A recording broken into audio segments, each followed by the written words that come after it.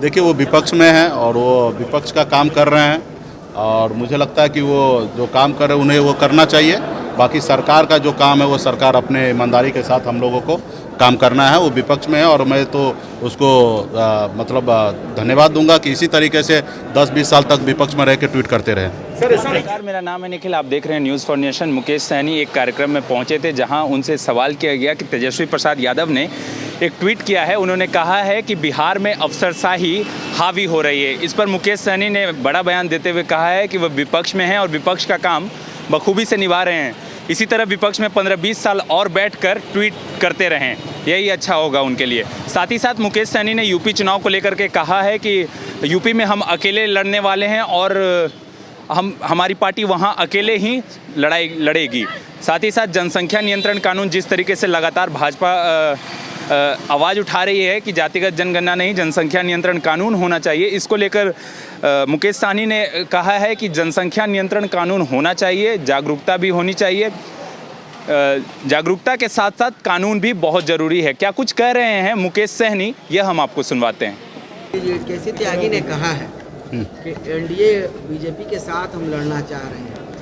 अगर बीजेपी साथ में लड़ती है तो अच्छा है, नहीं तो हम लोग लड़ेंगे। आप भी चुनाव लड़ने वाले हैं, वहाँ पर आपका क्या है? आप अकेले हैं?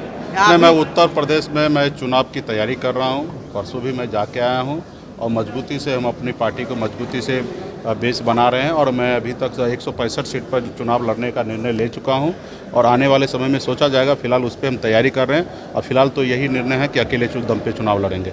यानी आप अकेले लड़ेंगे? जी हाँ।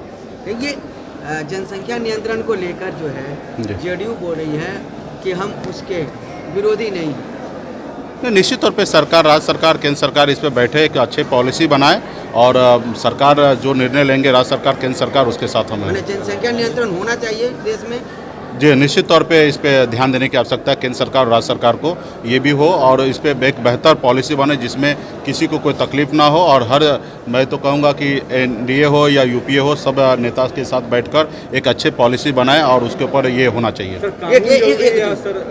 इसमें जागरूकता जरूरी है सर। ये दोनों चीज़ जरूरी है, कानून भी जरूरी है, जागरूकता भी जरूरी है। ये तेज प्रताप यादव कपिल शर्मा के शो में जा रहे हैं। लालू यादव कॉमेडी थे तो अब तेज प्रताप भी कॉमेडी हो रहे हैं।